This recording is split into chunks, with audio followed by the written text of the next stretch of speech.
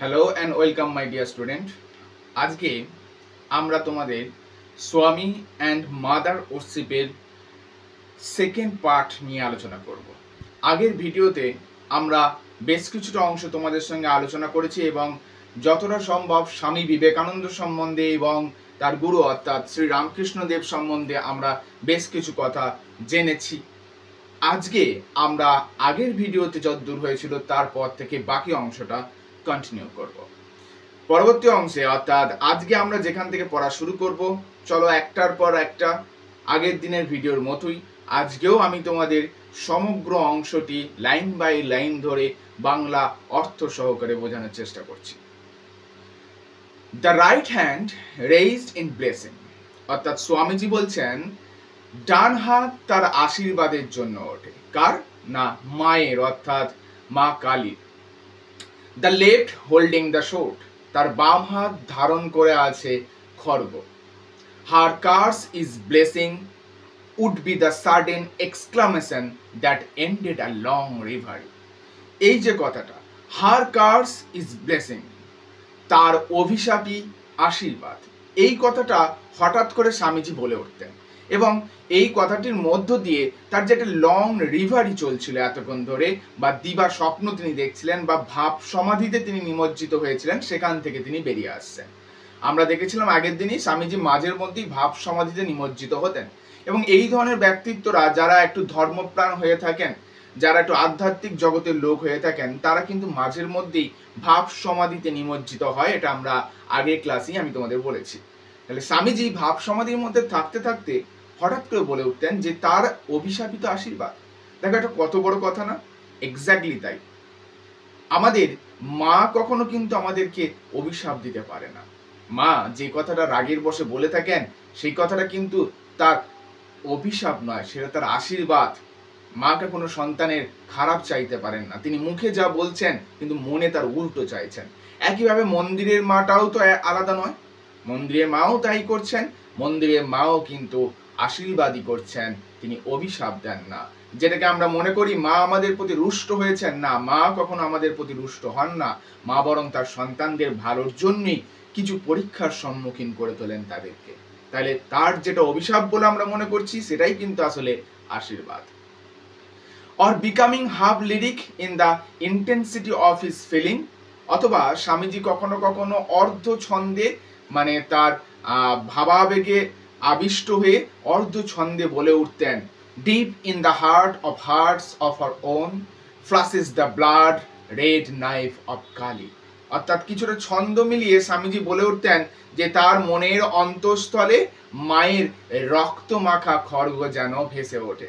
অর্থাৎ মাও যেন তার অভিশাপময় কথাটা বলার সময় মায়ের মনেও যেন কোথাও একটা ধাক্কা লাগে যে আমি সন্তানকে যে কথাটা বলছি সেটা আমাকেই আসলে কষ্ট দেবে। অ্যাকচুয়ালি তাই, মারা যখন সন্তানকে কোনো একটা খারাপ কথা বলেন, তারা কিন্তু মনে মনে অন্তঃস্থল থেকে অনেকটা কষ্ট পান। এরপর কি হচ্ছে দেখো, এরপর বলা হচ্ছে worshippers of the mothers বা mother are they from their birth. অর্থাৎ স্বামীজি বলছেন তারাই তো মায়ের প্রকৃত উপাসক, জন্ম থেকে উপাসক। In her incarnation of sword from him was gathered. অর্থাৎ যারা মায়ের এই ইনকারনেশন অফ শোট অর্থাৎ খড়গধারী অবতারকে জন্ম থেকে উপাসনা করে আসছে, তারাই তো মায়ের উপাসক।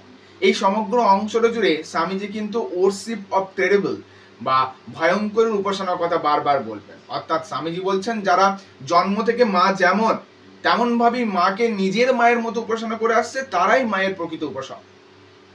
তারা মায়ের প্রকৃত উপাসক নয় যারা মায়ের এই ভয়ঙ্কর রূপটা তৈরি করছে অথচ মাকে ভয়ে উপাসনা করছে।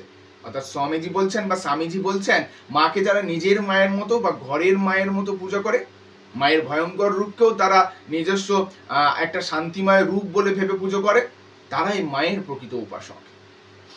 In such moment as these, almost every line and syllable of a certain sort, এই উচ্চারণটা মনে রাখবে, PSALM, এর উচ্চারণটা কিন্তু পি আর এলটার কোনো উচ্চারণ নাই, এটা হচ্ছে কি স্যাম। স্যাম মানে হচ্ছে কি স্তুতি বাক্য, ঠিক আছে? তাহলে Sam called the voice of mother which I wrote and published about this time।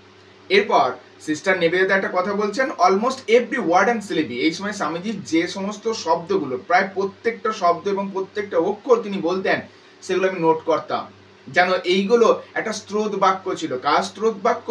মায়ের, অর্থাৎ স্বয়ং মা যেন স্বামীজির মুখ দিয়ে এই কথাগুলো বলাচ্ছেন, এবং এই কথাগুলো স্বামীজির নিজস্ব কথা নয়, এগুলো মায়েরই কথা, শুধু বলছেন স্বামীজি।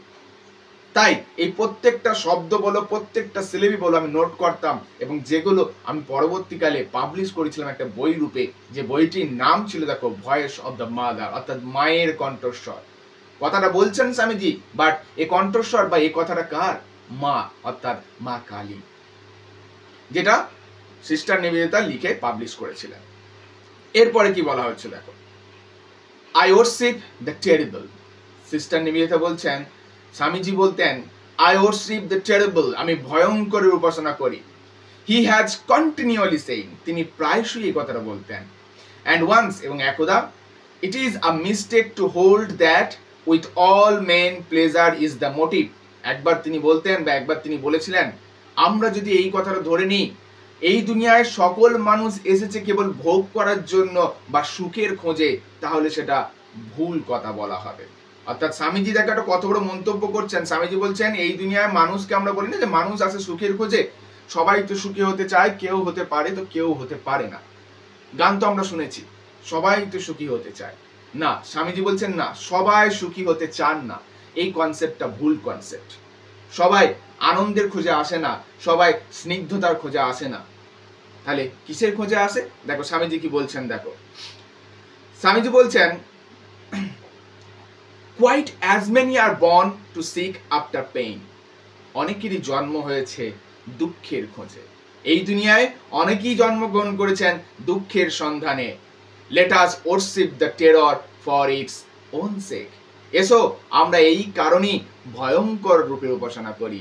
অর্থাৎ স্বামীজি কি বলছেন, আমরা যদি ধরে নিই এই দুনিয়ায় সকলের জন্মই হয়েছে সুখের পেছনে ছোটার জন্য, তাহলে সেই কনসেপ্টটা ভুল। এই দুনিয়ায় কেউ কেউ জন্মগ্রহণ করেছেন দুঃখের সন্ধানে, দুঃখকে খোঁজার জন্য বা ভয়ঙ্করতাকে খোঁজার জন্য। কেউ কেউ ভয়ঙ্করতার মধ্যে, দুঃখের মধ্যেই জীবনের প্রকৃত উপলব্ধি উপভোগ করতে চায়। এসো আমরা সেই কারণেই না হয় ভয়ঙ্করের উপাসনা করি, শুধুমাত্র সুখের খোঁজে সবকিছু করবো এটা না হয় নাই বা করলাম, কখনো কখনো তো একটু দুঃখের সন্ধানেও কিছু কাজ আমরা করতে পারি। স্বামীজি এই কথাটা আমাদেরকে বলছেন। এর পরের অংশ আমাদের কি হচ্ছে দেখে নিই, চলো। এর পরের অংশে আবার দেখো আমরা দেখতে পাচ্ছি স্বামীজি বলছেন, স্বামীজি নয় মানে সিস্টার নিবেদিতা এই কথাটা বলছেন আর কি, he had a whole hearted contempt for what he regarded as squeamishness or mawkishness. এইবার স্বামীজি একটা বিষয়ে খুব ঘৃণা ছিল। কন্টেম্প্ট মানে হচ্ছে কি ঘৃণা বা হেট্রেট, বা এই বিষয়টাকে স্বামীজি মোটেও পছন্দ করতেন না। কোন বিষয়টা?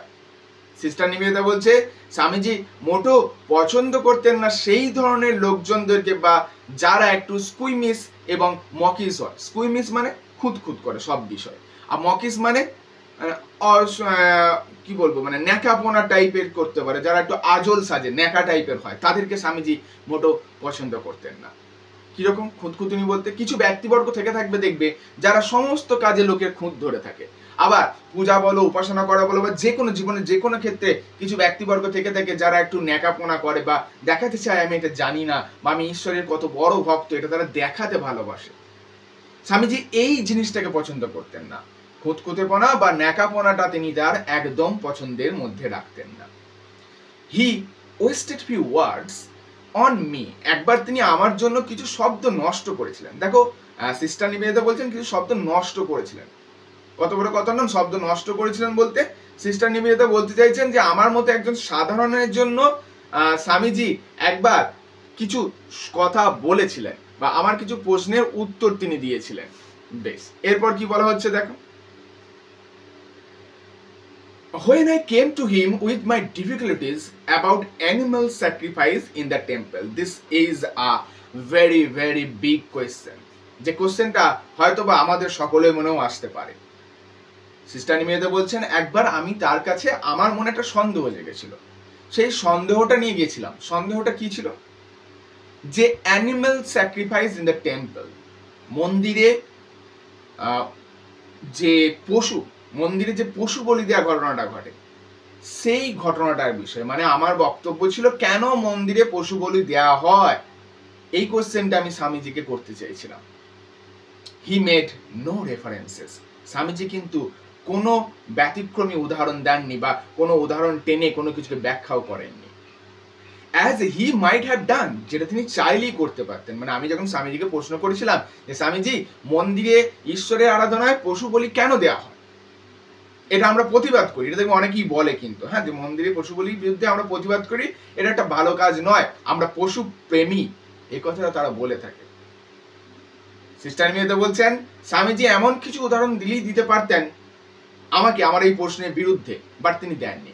এবার কি উদাহরণ দিলে দিতে পারতেন সেটা সিস্টার নিবেদিতা নিজেই আমাদেরকে বলছেন। কি উদাহরণ দিতে পারতেন? To the fact that most of us loudly as we may attack this have no hesitation in offering animal sacrifice to ourself. Sister Nivedita বলছেন আমাদের মতো লোকরা যারা খুব লাউডলি অর্থাৎ গর্বের সঙ্গে বুক বাজিয়ে মায়ের মন্দিরে এই পশু বলি দেওয়ার বিরুদ্ধে প্রতিবাদ করতে পারি, মায়ের মন্দিরে পশু বলি দেওয়ার বিরুদ্ধে গর্জে উঠতে পারি, কিন্তু এই আমরাই নিজেদেরকে যখন পশু খাই, অর্থাৎ আমরা যখন মাংস ভক্ষণ করি, নিজেদের জন্য যখন অ্যানিমেলদেরকে স্যাক্রিফাইস করি, তখন কোনো কথা বলি না। কি আশ্চর্য ব্যাপার না? আমরা সোশ্যাল মিডিয়া, ফেসবুক, হোয়াটসঅ্যাপ কি ইনস্টাগ্রাম বিভিন্ন জায়গায় পোস্ট করতে পারি, হ্যাঁ, we fight against the animal sacrifice to the goddess, ঈশ্বরের কাছে পশু বলি দেওয়ার বিরুদ্ধে আমরা লড়াই করি, অথচ এই লড়াই করতে করতে তারা 2 প্লেট চিকেন খায়, 2 প্লেট মাটন খায়। অর্থাৎ নিজের জন্য তুমি যখন স্যাক্রিফাইস করছো অ্যানিমেলদেরকে, তখন সেটা স্যাক্রিফাইস নয়, তখন সেটা অপরাধ নয়। শুধু মন্দিরে যখন স্যাক্রিফাইস করা হয় তখন সেটা তোমাদের অপরাধ বলে মনে হয়। স্বামীজি এটা চাইলেই উদাহরণটা দিতে পারতেন, কিন্তু সিস্টার নিবেদিতা বলছেন স্বামীজি কোনো উদাহরণ দেননি। হি মেড নো রেফারেন্স, তিনি কিন্তু কোনো উদাহরণ দেননি।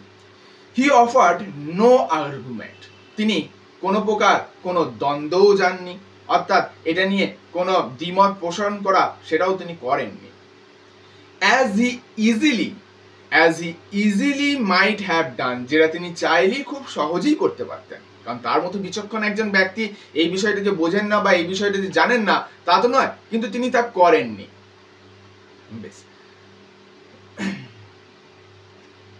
Regarding the degradation of the butcher and the slaughter house under the modern system, অর্থাৎ তিনি চাইলেই একটা দৃষ্টান্ত বা উদাহরণ তুলে ধরতে পারতেন, আমাদেরকে এই দৃষ্টান্ত তুলে দেখিয়ে দিতে পারতেন। কি দেখাতে পারতেন?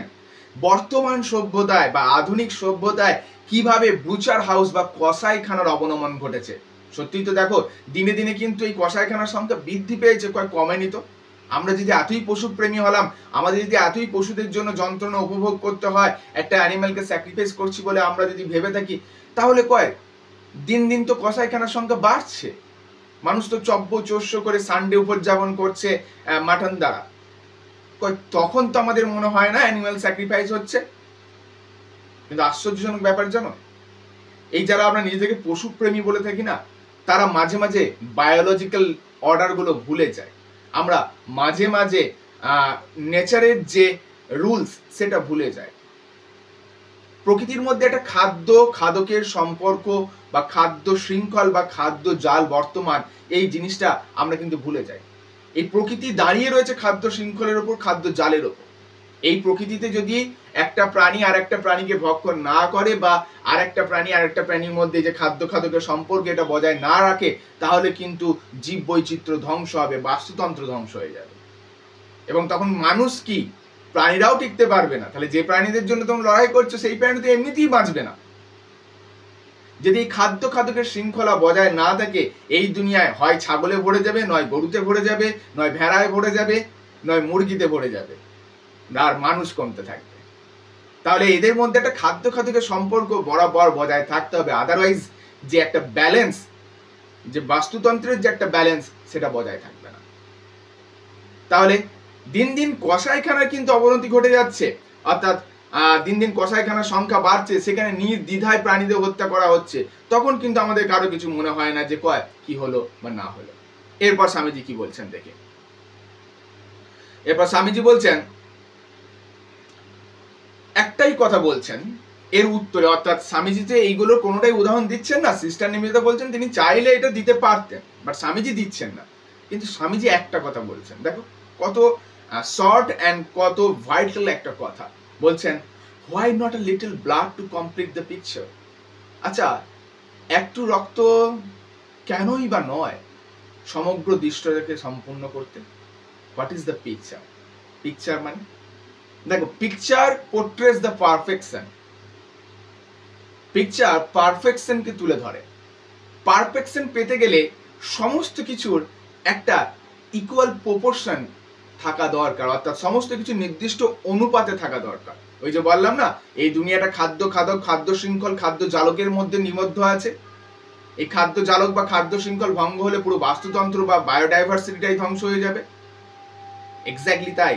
তাহলে এই দুনিয়ার চিত্রটাকেই এখানে পিকচার বলতে the image of the world, the image of the total animal and human ওয়ার্ল্ডকে বোঝানো হয়েছে।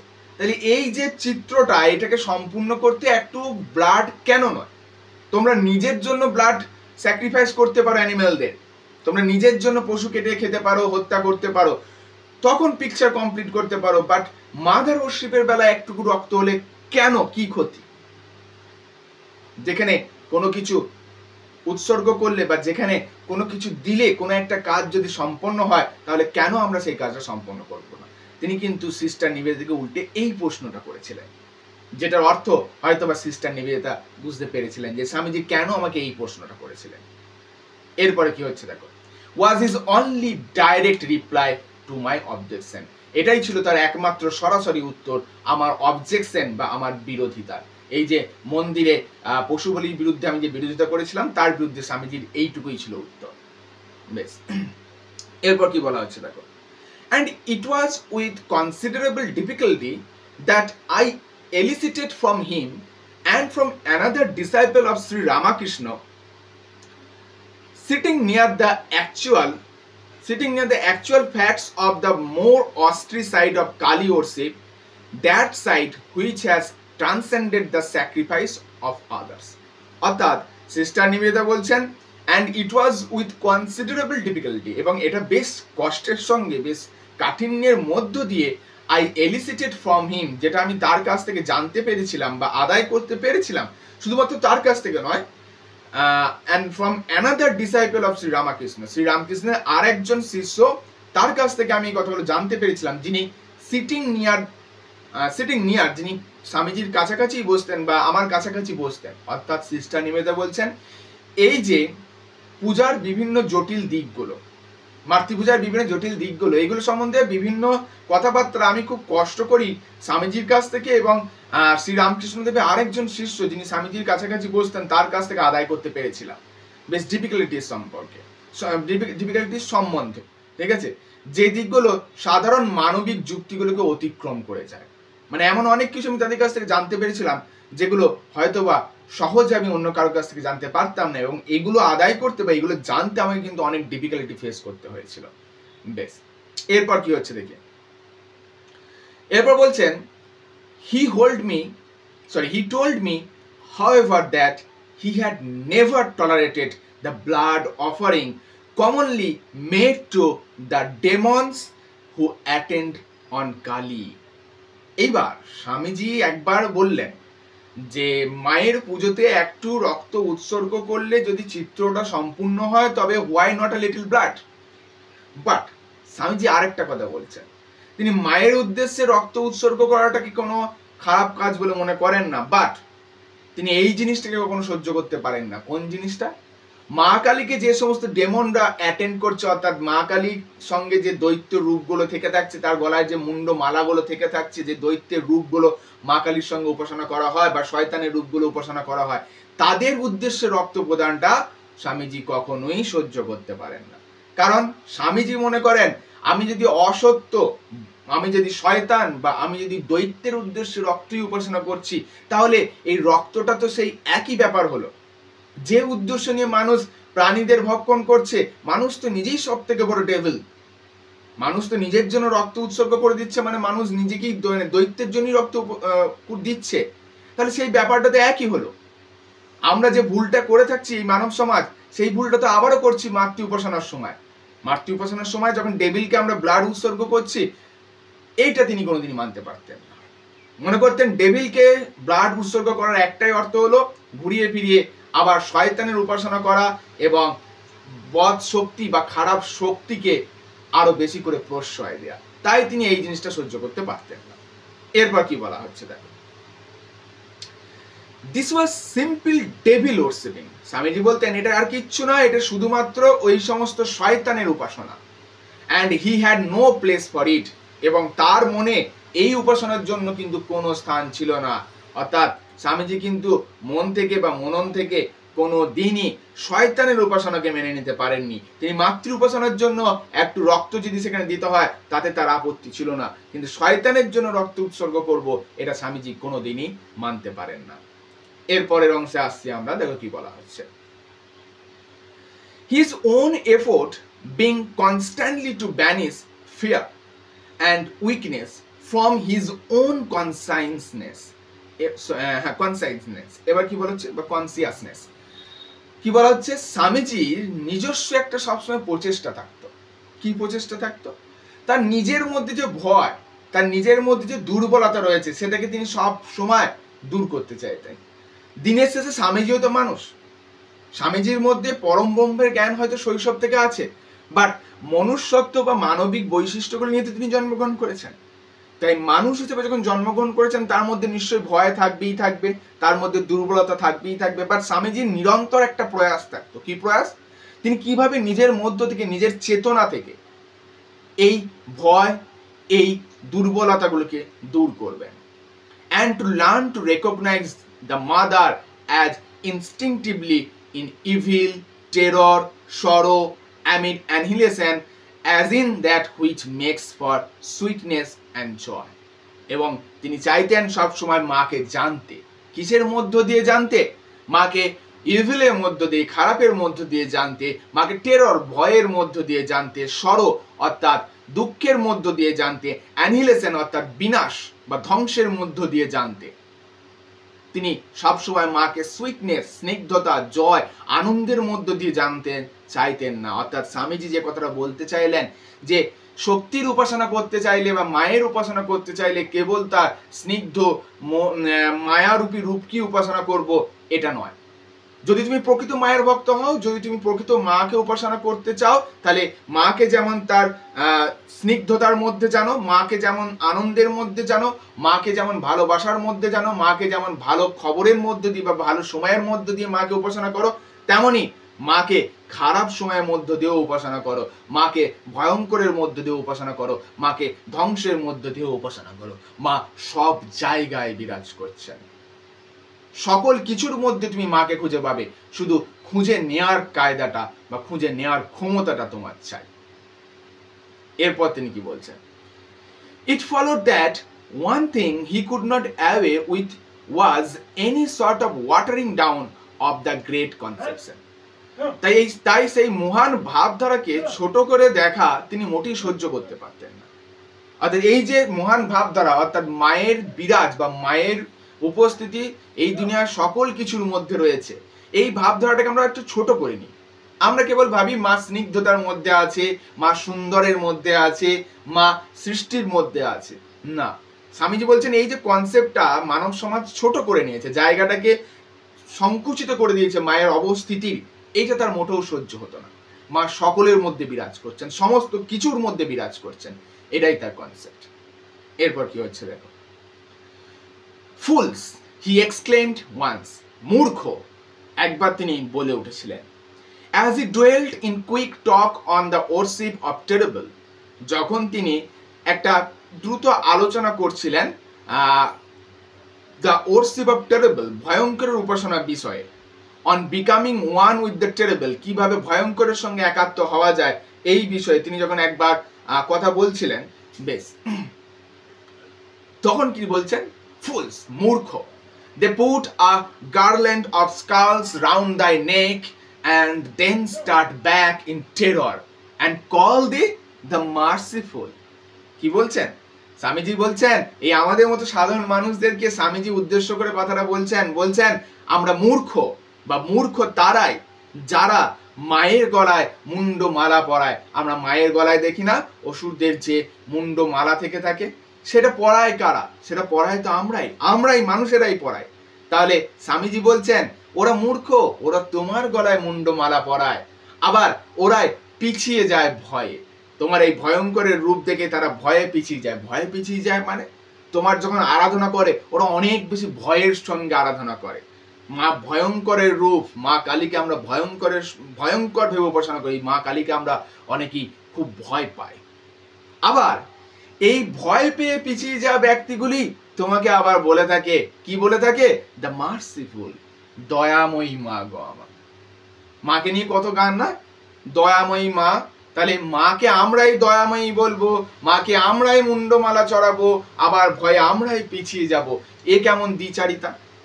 যে মাকে আমরাই মুন্ডমালা চড়ালাম, সে মাকে দেখে আমরাই ভয়ে পিছিয়ে যাচ্ছি, পিছিয়ে গিয়ে আবার আমরাই বলছি মা মার্সিফুল, মা দয়াময়ী। একই মানুষের কত রূপ না? আমরা মাকে কোন রূপে উপাসনা করবো সেটা বোধহয় আমরা খুঁজে পাচ্ছি না, বা মাকে হয়তো আমরা চিনতেও পারিনি। আমরা মাকে ভক্তির থেকেও ভয়ে বেশি উপাসনা করছি। আর এই বিষয়টাকে কিন্তু স্বামীজি বলছেন মূর্খতার উদাহরণ। সাধারণ ব্যক্তিবর্গ মূর্খ, তাই তারা তোমাকে আজ চিনতে পারে।